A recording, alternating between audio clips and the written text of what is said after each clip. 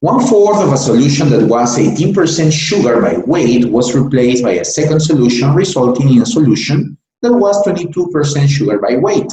The second solution was what percent sugar by weight? So it's a certain volume of a solution that was 18% sugar. Okay, but we take away the fourth part of this, remove that part of the solution. So the remaining part is just the 3/4 of the original solution. And now we add the same volume we removed, but from some different solution.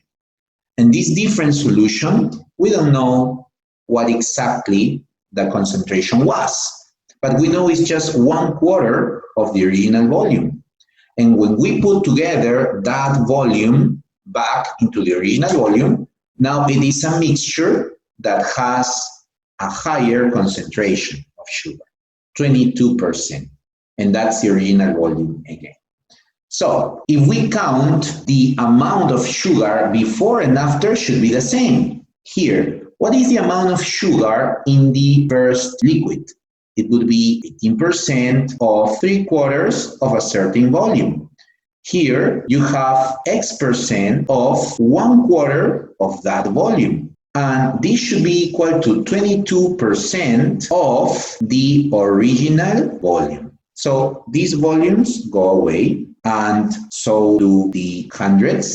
And we get what? Okay, here 18 times 3/4 plus X over 4 equals 22. We multiply everything by 4 to get rid of the denominators. We get 88 here.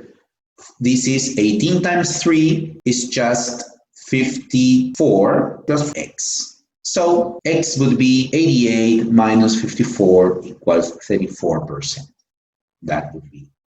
So this method never fails, right? Counting the amount of common element dissolved in the participating solutions should be the same as the common element in the total mixture thereafter, right?